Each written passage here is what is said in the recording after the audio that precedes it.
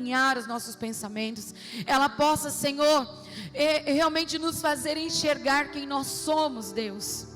A nossa pequenez, como nós somos pecadores, e nós possamos nos arrepender e voltar ao Senhor, em nome de Jesus, Pai. Deus, vem nos quebrantar nessa noite, Pai. Vem nos quebrantar, Senhor, com a Tua palavra.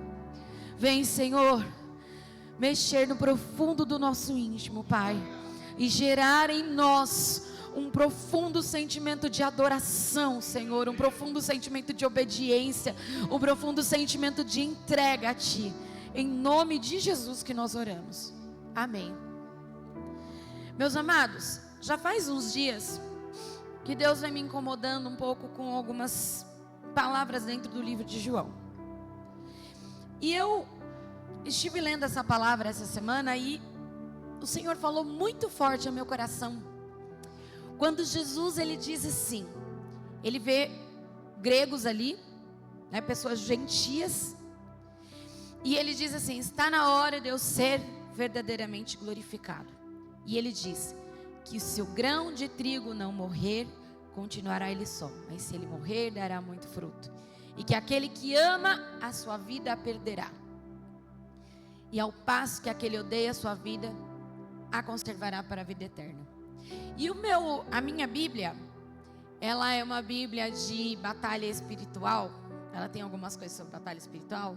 E o Morris Cerullo é um grande pregador. Ele traz alguma coisa, fala sobre o soldado. E eu comecei a ler, e aquilo falou assim meu coração tremendamente. E a palavra de hoje é: Deus está preparando soldados. E nessa passagem, né, quando Jesus ele está falando sobre a sua morte, que ele precisava morrer ali para que nós tivéssemos vida, mas ele já estava também falando a respeito de nós, porque aqui ele começa a predizer a morte dele, e lá mais para frente ele vai começar a orar por todos aqueles que virão a servi-lo. Ele já estava falando um pouquinho a nosso respeito. E a gente abre a Bíblia, e em toda a Bíblia a gente vê inúmeras promessas. Quando você vem para Cristo, você entrega a sua vida para Jesus, nós sabemos que nós passamos a nos tornar filhos de Deus, né? Já é uma bênção tremenda. Agora eu não sou apenas servo, mas agora eu sou filho. Agora eu vos chamo de amigo. Você entra numa categoria diferente quando você recebe a Cristo, né? E junto com isso, você se torna herdeiro e cordeiro. Então você tem inúmeras bênçãos dentro da palavra, de que o Senhor vai prosperar aqueles que são seus, que o Senhor sustenta, que o Senhor te guarda, que o Senhor te cobre de bênçãos. E nos dias de hoje é o que tem sido pregado.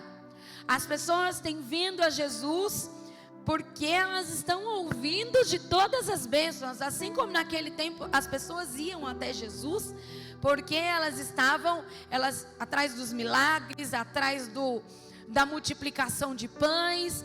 As pessoas estavam indo atrás de Jesus, tanto que muitos foram atrás de Jesus, mas nem todos permaneceram em Jesus. E assim também é dentro da igreja nos dias de hoje. Muitos vêm até Jesus por inúmeras coisas, porque precisa de uma cura, porque precisa de um milagre, porque precisa, né, de uma resposta na vida financeira, uma resposta no casamento. E a Bíblia tem todas essas coisas para nós. A Bíblia é muito clara a esse respeito, né? Que inclusive que as bênçãos seguiriam aqueles que buscassem ao Senhor. E são promessas que vêm para nós aqui na terra e no céu, porque além de tudo ainda nós temos as promessas da vida eterna. No entanto, existe um adendo na Bíblia que é pouco falado. Você vai receber todas as bênçãos, mas quando a gente vai naquele famoso texto de Deuteronômio, quando tem lá as bênçãos decorrentes da obediência e as maldições decorrentes da desobediência. Cristo, ele fala sobre a morte dele, e ele ora inclusive lá em João pelos os que serão discípulos, aqueles que ainda virão a se converter, virão a aceitá-lo. E ele diz que ele vai para o céu, ele deixaria o Consolador conosco, ele deixaria aqui, né, estaria conosco todos os dias. Mas a Bíblia é muito clara de que quando nós aceitamos a Jesus e entregamos a nossa vida para Ele, nós precisamos fazer uma coisa. Precisamos deixar que Jesus comande a nossa vida. Nós precisamos entregar a nossa obediência estrita a Ele. Poxa, quer dizer que a partir de agora eu não tenho mais vontade? Realmente, você não tem mais vontade.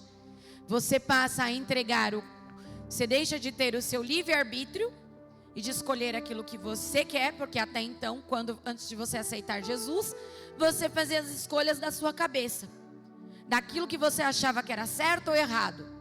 E a partir do momento que você aceita Jesus, você deixa de ter o seu livre-arbítrio, porque agora você não vai fazer aquilo que você acha que é certo ou errado, mas aquilo que Deus manda você fazer, aquilo que a Bíblia diz que é certo ou que é errado. Então realmente, a Bíblia é clara, lá em Lucas 9:23, quem quiser me seguir, o que precisa fazer? Negue-se a si mesmo. Tome a sua cruz e siga-me. Quem quiser me seguir, negue-se. É exatamente isso que Jesus está falando aqui. Você precisa morrer para dar fruto. Quem ama a sua vida, a perderá. Ao passo que aquele que odeia a vida deste mundo, a conservará para a vida eterna. E Paulo, lá em Timóteo, agora eu já não lembro se eu marquei 2º ou 1º Timóteo, peraí. 1º Timóteo, eu só marquei o que era Timóteo. Não, é 2º Timóteo.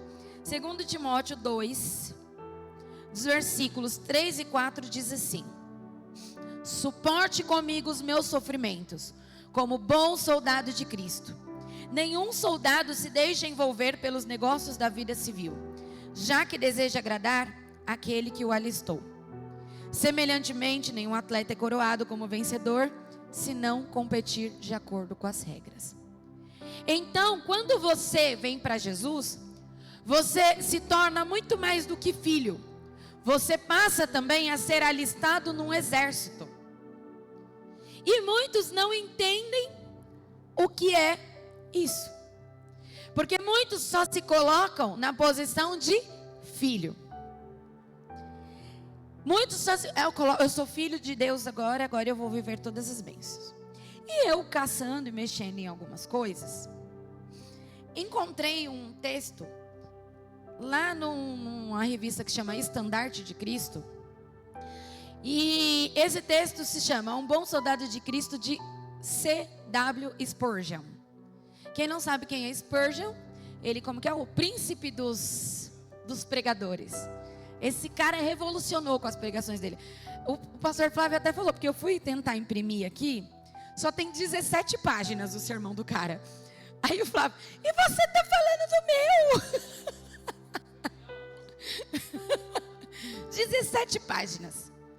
Mas olha só, esse cara escreveu esse sermão em 1870.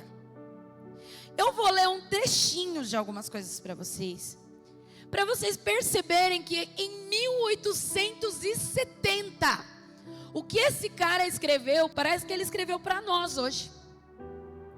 É uma linguagem um pouquinho mais rebuscada, mas dá para entender. Diz assim: muitos homens, muitas mentes. Em referência ao que é um cristão, houve muitas e diversas opiniões, de acordo com as noções de alguns. Então assim, ele fez um debate e surgiram algumas coisas do que é ser um cristão.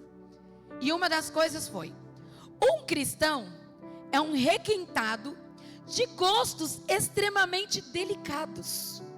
Ele não pode adorar, a não ser que seja em um lugar com uma arquitetura corretamente gótica. Lembrando que foi lá em 1870, tá? Então as catedrais lá eram góticas.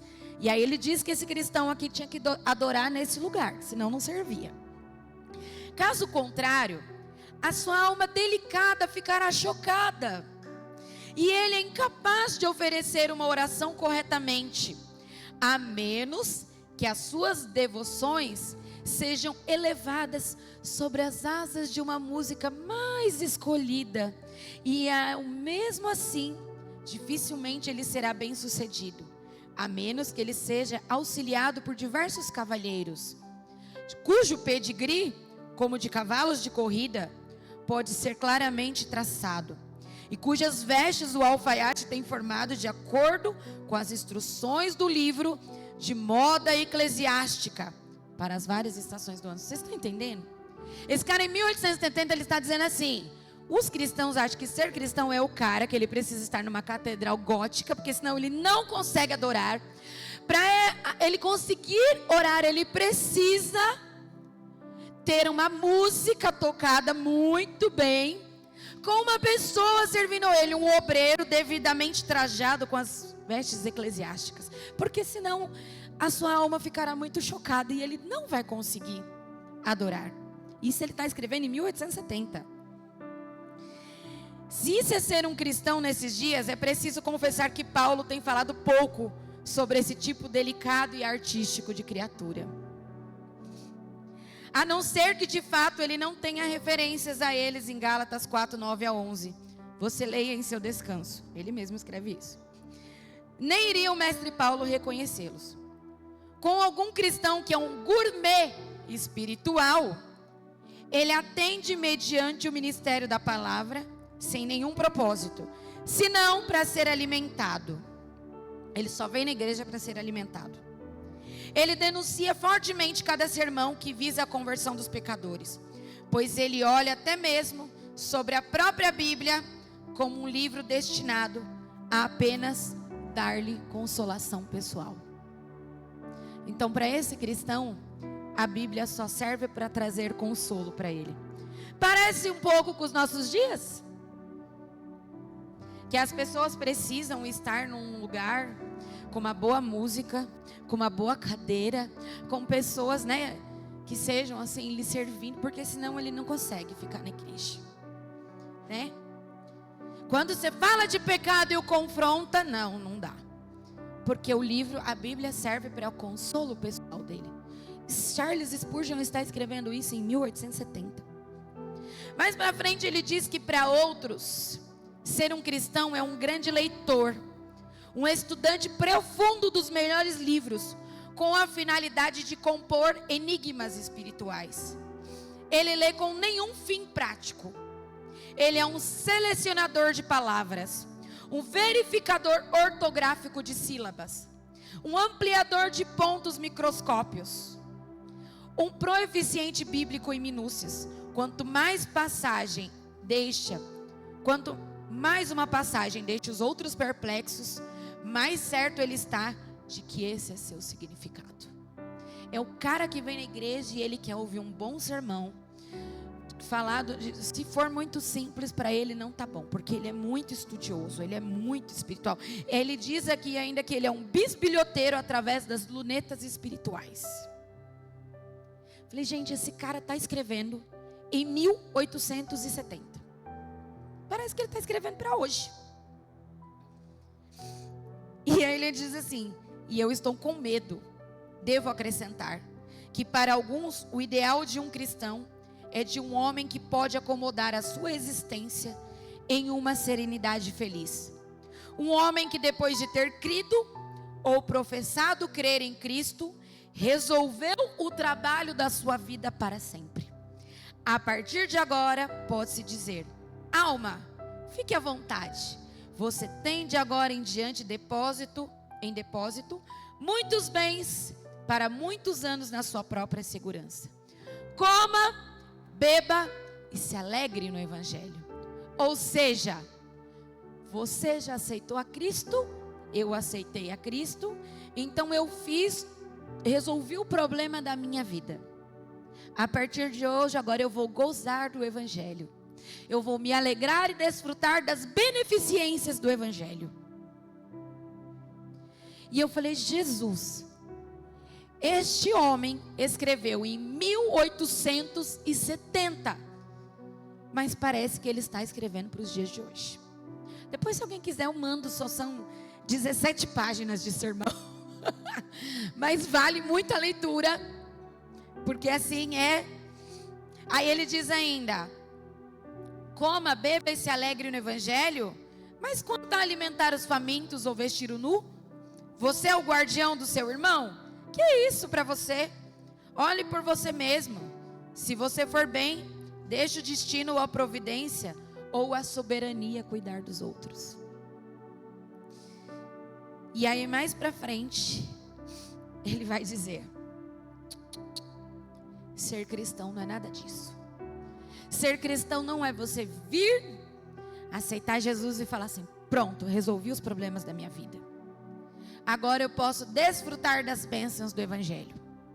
Ser cristão não é assim: eu estou aqui para ser servido. Ou ser cristão não é ser um estudioso da palavra. Não. Ser cristão é ser um soldado de Cristo. Ser cristão é quando você pisou o pé nessa igreja, você aceitou Jesus, você entrou numa guerra. Você é um homem a partir de agora abnegado. E não vive mais para você, mas você vive, como ele mesmo diz aqui, para proteger o seu país. Você vive para proteger um reino. Você vive em prol a um reino. Você vive para servir a um rei. E a Bíblia, em várias passagens, ela vai falar sobre isso. Efésios capítulo 10, versículo 10, vai dizer o seguinte. Nossa, Efésios 10, Efésios 10. Ai, Jesus. Vocês verem que de manhã a minha cabeça estava boa. Aí, peraí.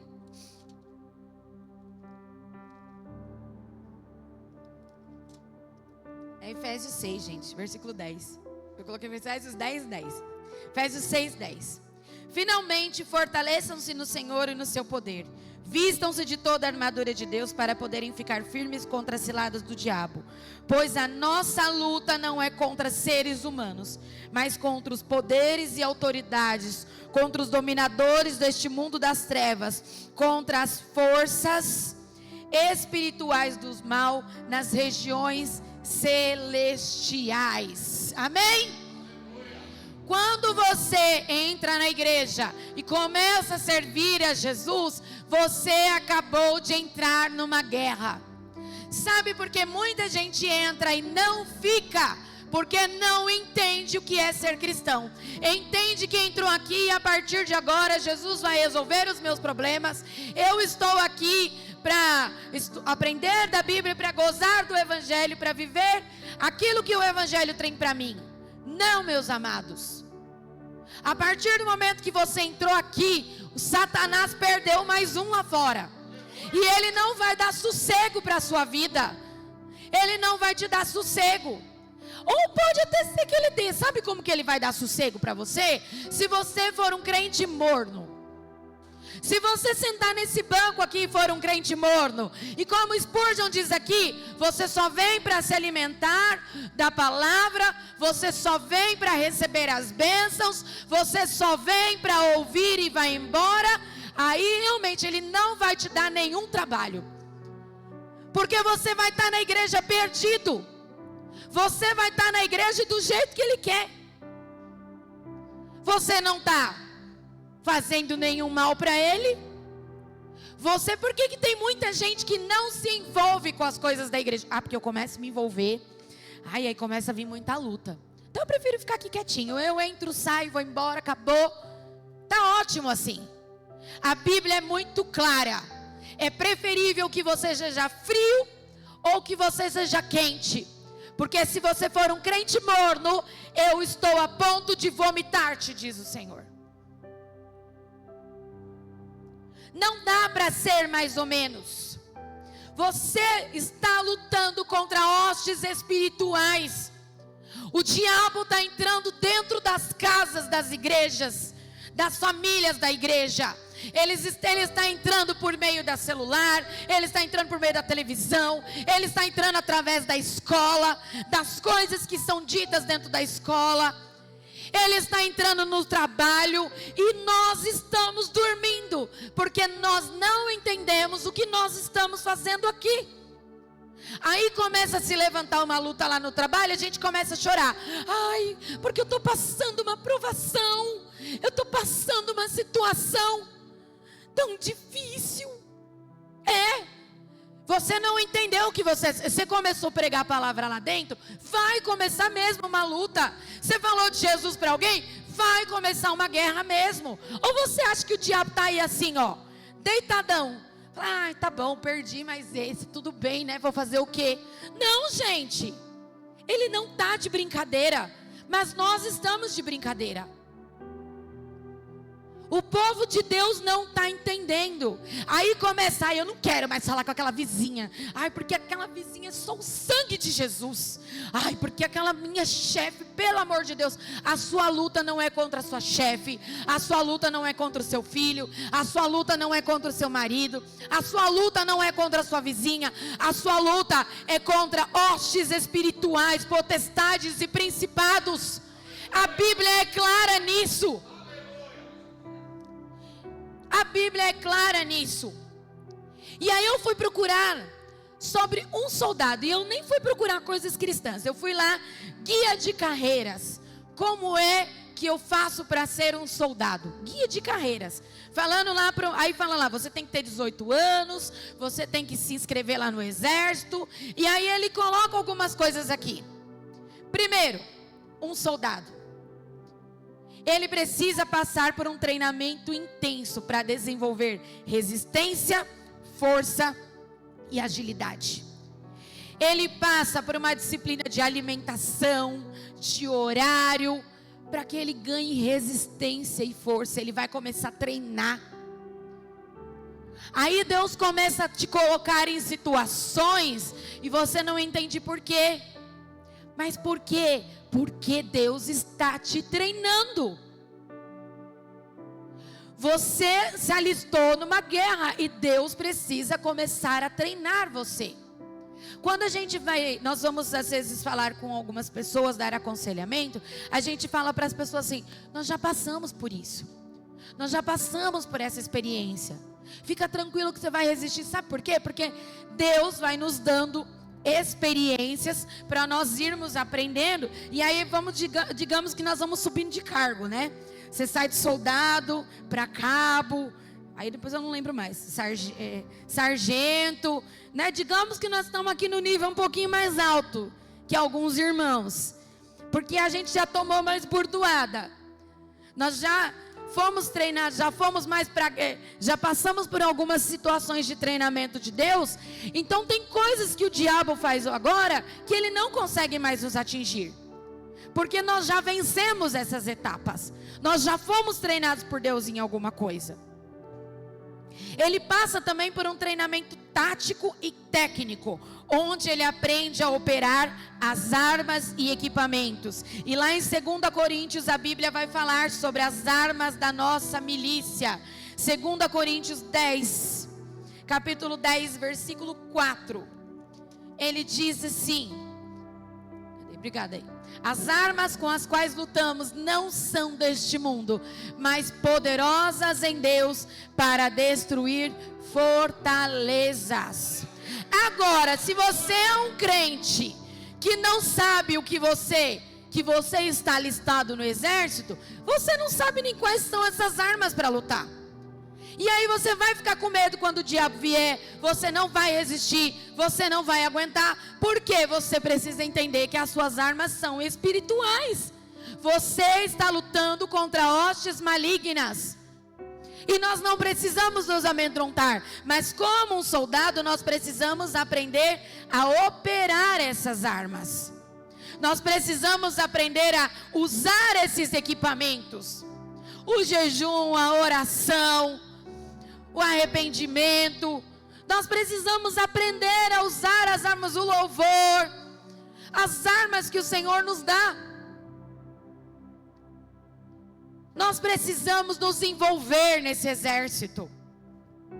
Uma outra coisa que ele aprende é a disciplina e a ética militar. Fator essencial na formação militar. Primeira coisa, soldados aprendem a seguir ordens com precisão. Eles aprendem a respeitar hierarquias e agir com ética em todas as situações. Nós cantamos aqui, quero ser como criança, mas às vezes sou levado com a vontade de crescer, torno-me independente e deixo de simplesmente crer. Não, a gente não pode ser mais criança. Você tem que ser criança no sentido de, estou rendido. A criança é totalmente dependente dos pais. Mas tem cristão que está vivendo como criança a vida inteira. Você só tem que ser como criança, meu amado, no sentido de dependência de Deus. Mas nós temos que gerar maturidade no sentido de, eu estou numa guerra e o Senhor me chamou para servir nesse exército. Eu estou aqui para ganhar esse reino para Jesus, para invadir o reino de Satanás, para arrancar vidas de lá.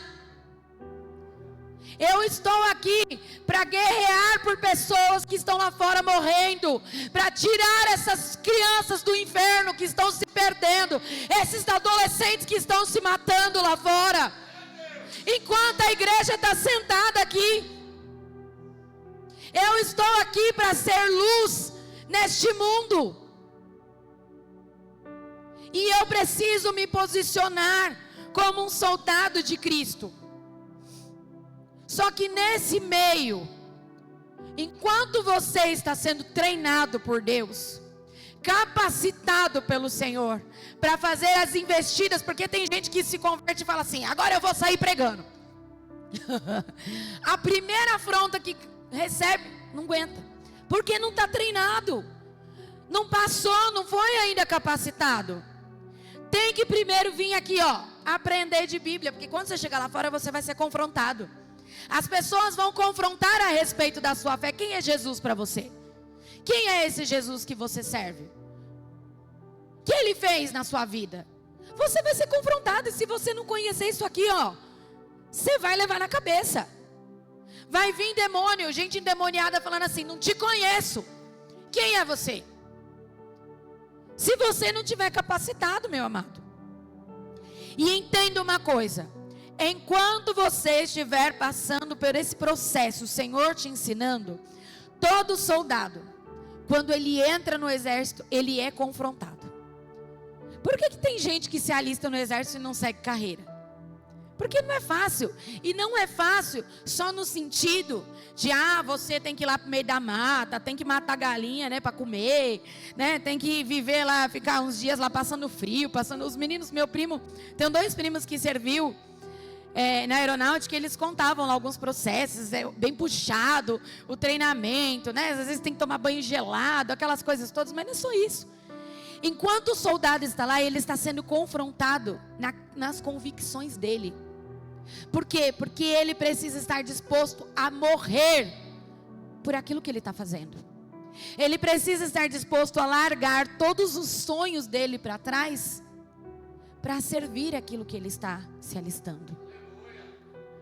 Porque se ele for convocado para uma guerra, como está acontecendo lá na Ucrânia, na Rússia, ele vai ter que largar a família, e ele tem que estar capacitado para isso. Ele tem que estar muito convicto daquilo que ele quer.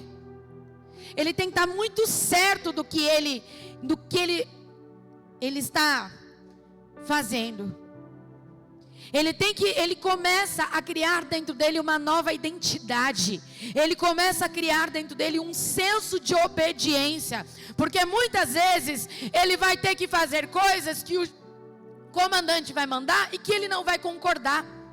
Só que ele está sujeito à autoridade e à hierarquia, e ele vai ter que obedecer. Enquanto você está sendo treinado, a sua atitude para com a autoridade e a profundidade do seu compromisso serão colocados à prova. você vai ser avaliado. Você vai ser induzido a avaliar as suas motivações. O que eu estou fazendo aqui? E é isso que às vezes acontece com a gente quando a gente serve a Jesus. Quantas vezes você já se perguntou: o que eu estou fazendo aqui? Onde amarrei meu burro? O que eu entrei? Porque não disseram para mim que ia ser desse jeito. Eu achei que ia ser mais fácil. Eu não sei vocês, mas várias vezes eu já pensei assim: vou voltar atrás. Não quero mais. Não dá, Jesus. Tá difícil demais. Não achei que ia ser assim. Mas desde lá do início Jesus disse: negue-se a si mesmo.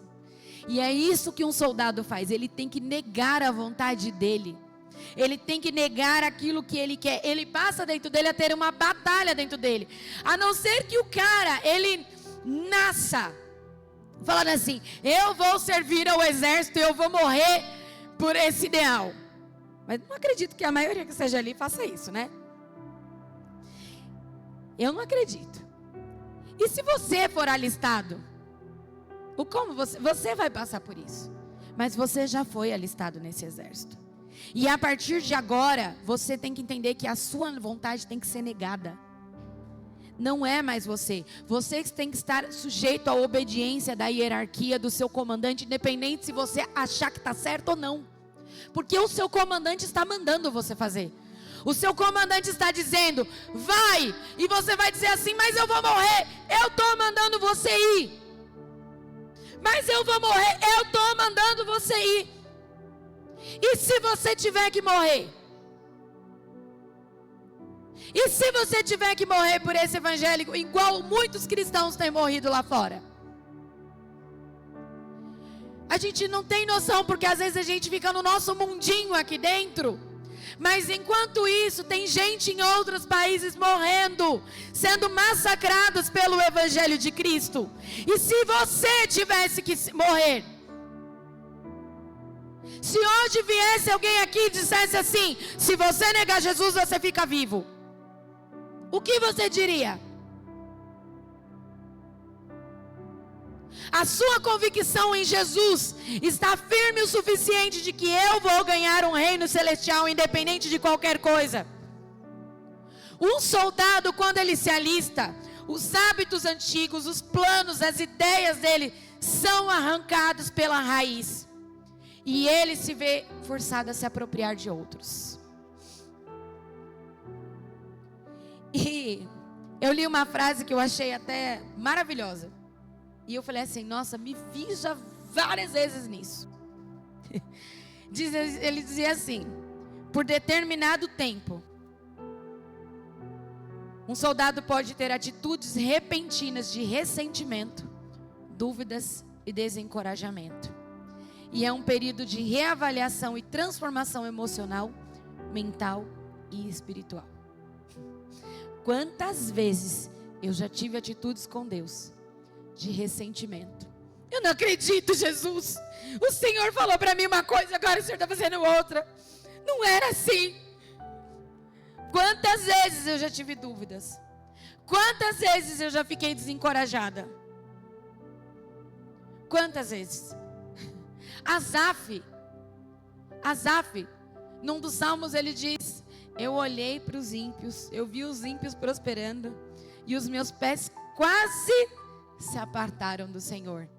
É um certo grau de ressentimento com Deus. Poxa, Deus, eles estão lá, sendo abençoados, eu estou aqui te servindo, e o Senhor só me fazendo aqui, levar na cabeça. Poxa vida. Era mais ou menos, parafraseando, era mais ou menos isso que Asaf estava dizendo. Quantos de nós já tivemos isso? Mas eu vou dizer para você, isso é o processo de Deus na nossa vida. Para ir te transformando, para ir te modificando, para ir mexendo com seus sentimentos, para ir mexendo com o seu emocional, o seu mental, o seu espiritual, para você entender que a partir de agora você não vai dizer assim: não vivo mais eu, mas quem vive em mim é Cristo. Tudo que eu tenho é perca diante da glória. Assim como Paulo disse: Sabe quando a igreja vai ser avivada? Sabe quando a igreja, nós clamamos por um avivamento, mas a igreja vai receber esse avivamento quando nós entendermos que nós estamos aqui para trabalhar, para entregar a nossa vida ao Senhor e para verdadeiramente vestirmos a couraça da justiça, o capacete da salvação, o evangelho da paz e investirmos no reino do inimigo. Quando nós entendermos que nós somos chamados para confrontar o reino desse inimigo e não para nós ficarmos sentados recebendo palavras de bênção sobre as nossas vidas, porque as bênçãos virão, a palavra é clara. Deuteronômio diz que quando nós obedecemos, as bênçãos virão sobre nós. Então a sua obediência ao comandante, ao seu general, ela traz as bênçãos independente de qualquer coisa. Mas Jesus em nenhum momento ele disse: ai, podem ficar tranquilos, a partir de agora vocês receberão o reino, gozem e folguem daquilo que vocês receberam. Não, ele disse: negue-se a si mesmo. Se o grão não cair na terra e não morrer, de nada ele vai servir. Se você não perder a sua vida por minha causa, de nada vai adiantar. Quantos de nós estão dispostos a perder a nossa vida? E quando eu digo perder a nossa vida, não é só no sentido de alguém vir aqui e falar. É no sentido, às vezes, meu amado, de você perder o seu tempo mesmo, de deixar de fazer algumas coisas para fazer para o Senhor, de deixar às vezes de sair para algum lugar, às vezes para estar na casa do Senhor, de deixar, às vezes você está cansado, mas alguém te liga e você ir lá socorrer essa pessoa, você ajudar essa pessoa, sabe, é no sentido mesmo de você gastar a sua vida pelo Evangelho. Às vezes de ter que abrir mão de algumas horas de trabalho, às vezes de ter que abrir mão de algumas horas de descanso, de algumas horas de lazer, pelo Evangelho do Senhor. Porque é isso que um soldado faz. É fácil? É simples? Não, não é. É entender que as lutas que nós passamos, é o Senhor está nos treinando. É entender que as pessoas difíceis que Deus coloca do nosso lado são para nos ensinar, para nos fazer amadurecer. Sabe aquela história, você pediu paciência? Eu até brinco lá em casa. Eu pedi paciência, Deus me deu o Flávio e a Isabela.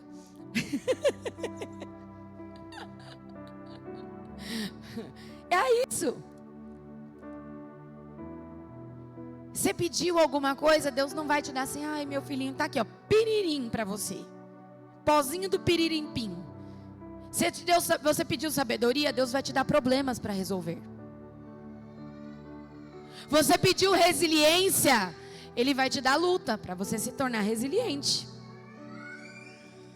Eu conheço um pastor que ele dizia assim: toma cuidado com o que você pede, porque o Senhor dá. Toma cuidado com o que você pede, porque Ele te dá.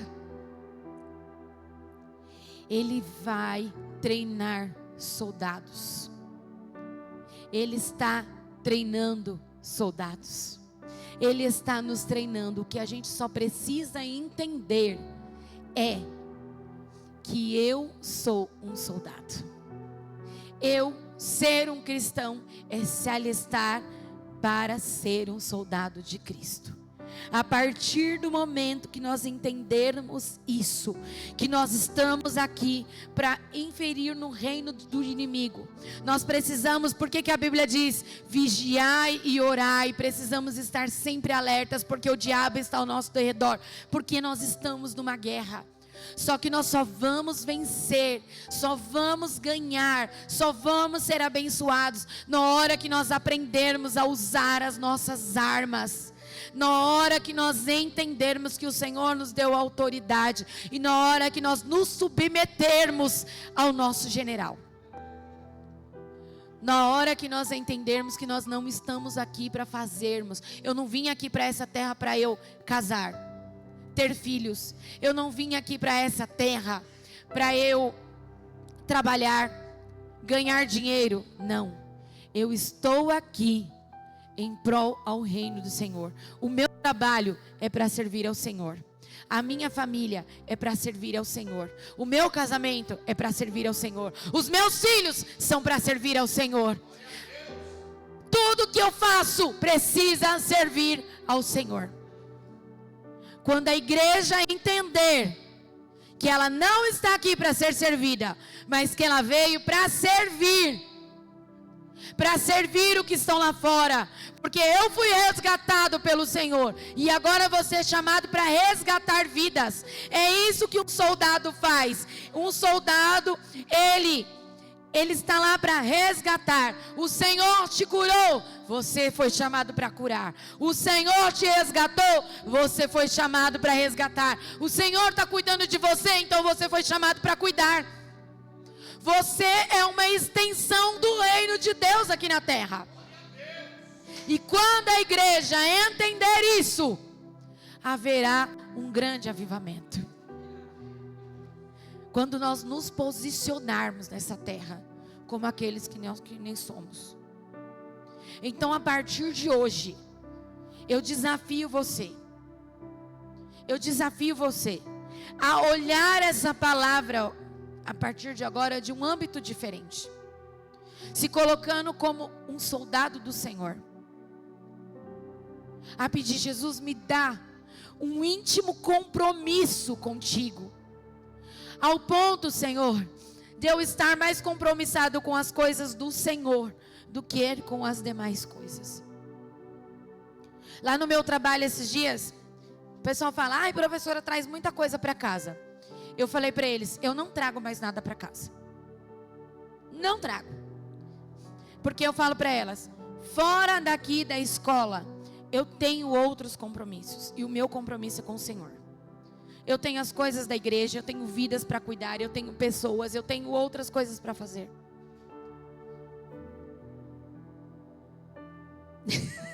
Tenho minha família para cuidar. Eu tenho um compromisso lá fora. E lá dentro eu estou servindo ao Senhor. Eu fui colocada ali como professora naquela escola, não para simplesmente trazer uma educação às crianças, uma educação formal, não. O Senhor tem me colocado ali para tratar de questões muito sérias, de que talvez outros professores não tratariam. Esses dias eu estava compartilhando até com uma mãe, sem querer ela veio abrir o coração para mim, falando: olha, eu estou com esse problema em casa, eu sei que não é do seu âmbito, não é pertinente a você, né? Mas eu senti no meu coração de compartilhar com você. Aí eu falei para ela: eu sou pastora. Poxa, então agora eu entendi porque que eu senti no coração de falar com você. E aí eu conversei com a criança, comecei a orar por eles. Aí esses dias eu perguntei para ela: e aí, como tá as coisas? Nós já sentamos, conversamos e nos acertamos. Era uma questão dela e com o esposo. Não tinha nada a ver comigo. Eu entendi porque Deus me colocou lá. E quando a gente entender os lugares que o Senhor está nos levando e para que Ele está nos levando, olha, o inferno vai perder muito. Vai perder muito. E o reino do Senhor vai ganhar. E nós vamos ganhar muito mais. Então, eu não sei com qual propósito você tem vindo à casa do Senhor. Mas eu encarecidamente peço a você: não seja nenhum desses cristãos aqui que o Spurgeon colocou, dos cristãos modernos de 1870. Mas seja um soldado de Cristo. Aprenda, busca: pastor, eu não sei quais são as minhas armas. Comece a buscar dentro da palavra e entenda que a sua guerra não é contra a carne, contra o sangue. A sua guerra é espiritual. Mas você tem Jesus à sua frente. Você tem armas celestiais. Começa a pedir discernimento de Deus. Jesus, me ajuda a entender, me dá discernimento espiritual, porque a Bíblia diz que as coisas espirituais só se discernem espiritualmente. Abre os meus olhos espirituais nessa noite, Senhor. Você pode se colocar de pé em nome de Jesus? Feche seus olhos. Senhor, nessa noite, Pai, como soldados de Cristo, Senhor, eu quero clamar